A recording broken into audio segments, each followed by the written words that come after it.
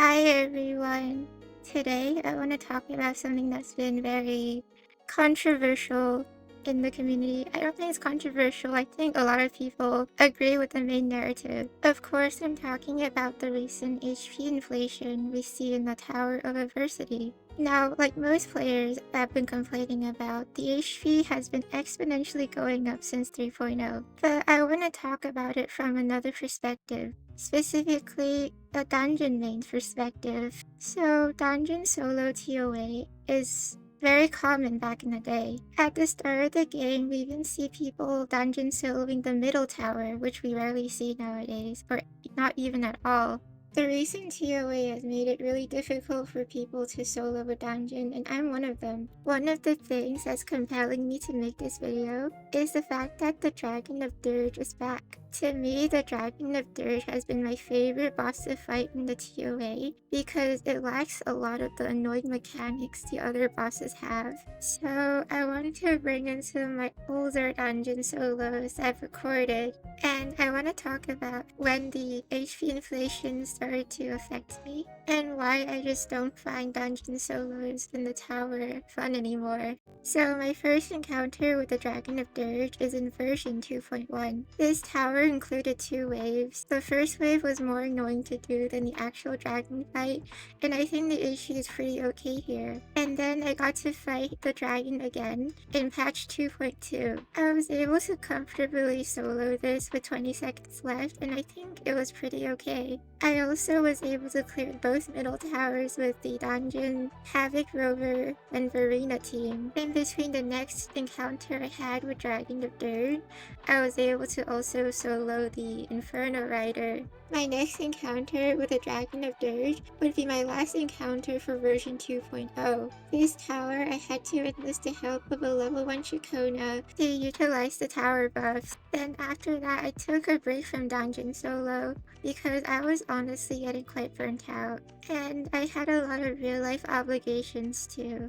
But when I came back to do it in version 3.2, I was not able to actually clear it, and because of that, I decided I'll get E4 Emerald of Genesis. And when Dragon of Dirt finally appeared again in this reset, I was not even close to 3-starring, and this is what compelled me to make this video. I think we can all agree that HP inflation has definitely gone out of hand since 3.0, and I want to share my thoughts on why I think it's not only detrimental to dungeon players, but also I think it hurts the design of Wuthering Waves combat for everyone. As a dungeon main since day one, I realized I have a different approach to how I play Tower Adversity versus Hologram and other content. During holograms, I prefer to slowly learn the boss, and I would be patient to capitalize on certain windows like parries or dodges. But in Tower of Adversity, we do not have the luxury of having a lot of time. So essentially what ends up happening is that I just don't even capitalize on the windows, I just try to brute force it with as many attacks as possible. This playstyle is really unenjoyable for me. I don't like feeling that I'm always on a time crunch when I'm fighting a boss. This also applies to normal teams as well, believe it or not, because some characters are dependent on their full attack string in order to build their resources. What essentially happens is that sometimes it's literally just more optimal to try to risk getting hit than dodging and then having to start over. And HP inflation would only make this problem even worse, as more and more teams in the game will make you feel like you have to finish their combo in this rotation or you won't be able to clear the content. And when Wuthering Waves heavily promotes the idea of a Souls-like experience, I think this design is extremely detrimental to how fun Wuthering Waves gameplay can be, because if you're playing a normal team, you'll tend to ignore attacks or parry timers in favor of finishing your rotation. In time content such as Tower Adversity, I feel like the parry system is completely cosmetic. Like I said, people would just rather finish their rotation than deal with the system because it's actively punishing them for dodging and interrupting their attack string, as well as just extending their rotation time, which can lead to buffs just running out. So what can we do to fix this? In reality, if Kuro Games decides that HP inflation should continue, there's really little things we can do about it. I feel like as we go into later versions,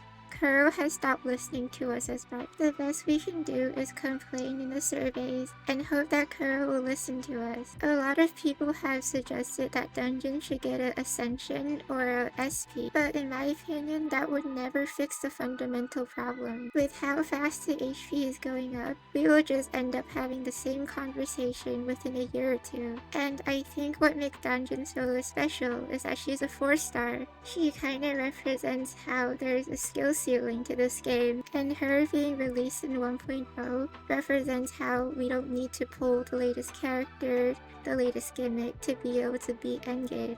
Of course, you can still do it, but the question is more like how much longer can we do it? I think as we head into Mungjo and 4.0, Kuro should see some major revisions on how combat works. In my opinion, they should encourage more parrying and dodging. I think they should address that parrying and dodging is kind of a time loss in a Souls-like action game. I want to feel rewarded for doing these mechanics. I shouldn't have to evaluate the trade-off for parrying or dodging. So for starters, it should not affect your character's attack string. Making it only affect perfect dodges will increase the skill ceiling and make sure that dodge cancels can still happen. And I think for both dodging and parrying, they should freeze the in-game timer for a bit. This will make players more comfortable with dodging and parrying without having to worry about their rotation or their buffs running out. I want to go a bit further and add time reimbursements to these actions. Or maybe in modes such as End State Matrix, they give you more points. So it feels even more rewarding dodging and parrying enemy attacks. As well as the obvious, well, stop increasing HP, please. This is all I have for the video. I would love to hear what you guys think about the recent HP inflation in our gacha game, as well as what Kuro could do to fix them. If you enjoyed this video, be sure to like and subscribe. Goodbye!